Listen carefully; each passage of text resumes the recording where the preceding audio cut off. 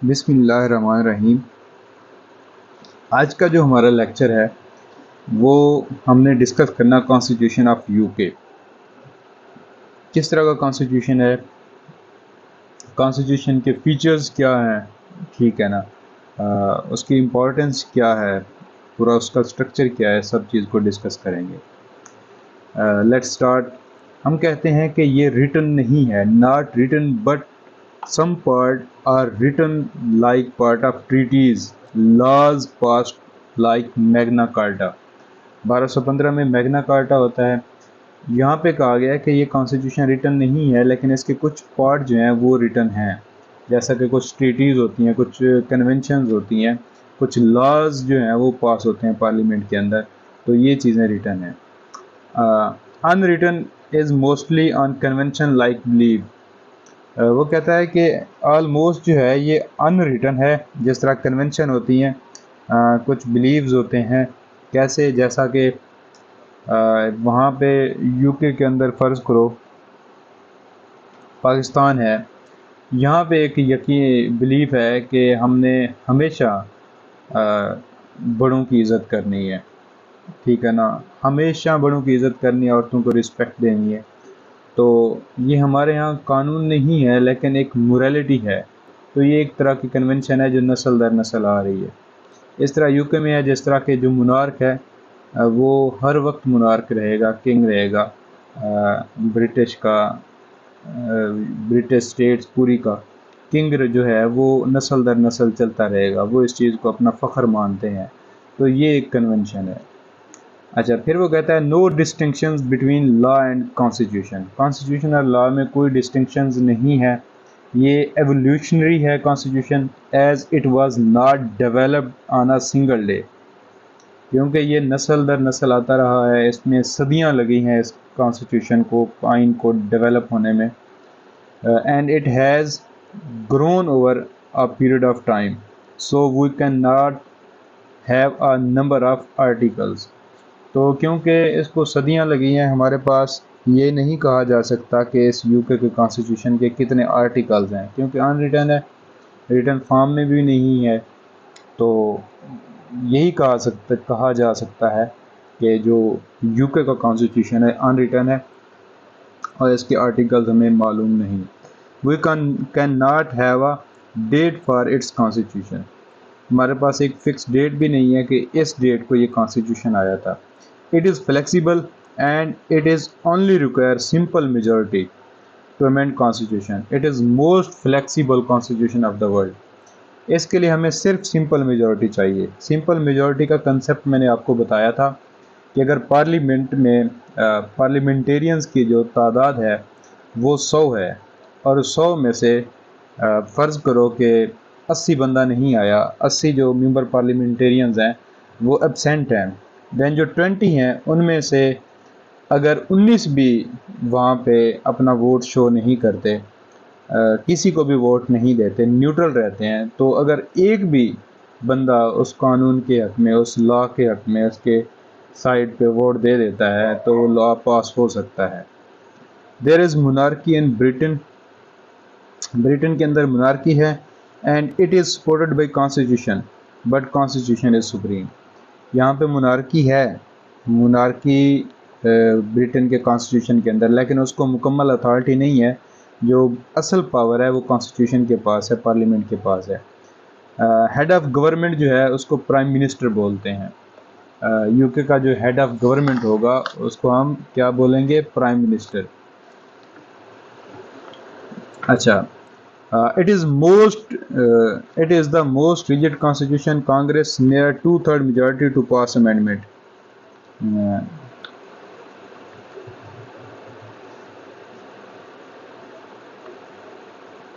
अच्छा, तो ये था यूके का पार्लियामेंट, यूके का कॉन्स्टिट्यूशन जिसको हमने डिस्कस किया।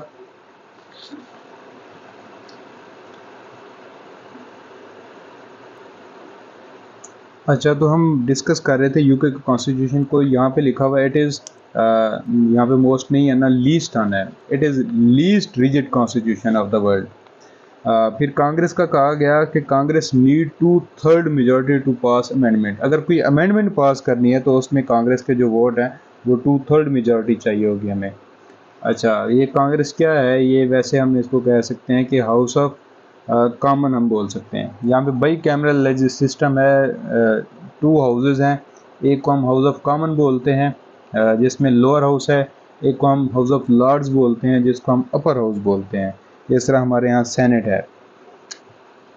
फिर आगे देखते हैं British parliament. British parliament not only enjoy legislative powers but also control executive and to some extent judiciary fusion of power। मतलब ये कि जो पार्लियामेंट है सेंट्रलाइज सिस्टम है, most of the powers in hand of parliament. यहाँ पे कहा गया कि ये सिर्फ लेजिस्लेचर को कंट्रोल नहीं करते बल्कि ये एग्जीक्यूटिव को भी कंट्रोल करते हैं और किसी हद तक जुडिशरी को भी, क्योंकि जो ये कॉन्स्टिट्यूशन है इसमें जो पार्लियामेंट है उसको पावर्स हैं कि वो जुडिशरी को अपॉइंट भी कर सकते हैं। आगे देखें, fundamental rights are rights granted to the citizen by the state because they are inalienable rights. ये वो राइट्स हैं जिनको रिप्लेस नहीं किया जा सकता, तो ये इंश्योर किया गया स्टेट की तरफ से। स्टेट फंडामेंटल राइट्स जो हैं लोगों के, उनकी कदर करती है। These rights are justiciable court protected. मतलब अगर किसी के राइट्स इनफ्रिंज हो जाएं, किसी के हकूक़ जो हैं वो मुअत्तल हो जाएं किसी सूरत में, तो स्टेट उनको प्रोटेक्ट कर सकती है। सेम फॉर एवरी कॉन्स्टिट्यूशन, और ये जो प्रोटेक्शन है हर कॉन्स्टिट्यूशन में दी गई है। आगे आते हैं, in UK the parliament is sovereign. UK के अंदर जो पार्लियामेंट है वो सॉवरेन है। It means British parliament can make any law instead a man became women and women became man. यहाँ पे कभी कभी क्वेश्चन आ जाता है पॉलिटिकल साइंस के अंदर भी, मोस्टली तो कॉन्स्टिट्यूशनल लॉ के अंदर ये क्वेश्चन आता है कि एक्सप्लेन करें कि ब्रिटिश कॉन्स्टिट्यूशन जो है ये most powerful constitution of the law है, ऑफ द वर्ल्ड है। तो ब्रिटिश पार्लियामेंट मोस्ट सॉवरेन है और most powerful parliament of the world है, इसको एक्सप्लेन करें। तो यहाँ पे क्यों हम कहते हैं, क्योंकि इसके पास तमाम अख्तियारात होते हैं। It means Britain parliament can make any law, हर किस्म का ये लॉ बना सकता है, सिवाय ये कि मर्द को औरत नहीं बना सकता और औरत को मर्द नहीं बना सकता। Major part of UK constitution is based on convention. Convention are those treaties that are followed in Britain as a constitution और लॉ। ये वो प्रैक्टिसेस हैं कन्वेंशंस जो शुरू से, पहले दिन से ब्रिटेन के अंदर वो होती आई हैं, एक्सरसाइज होती आई हैं, उनकी प्रैक्टिस होती आई है।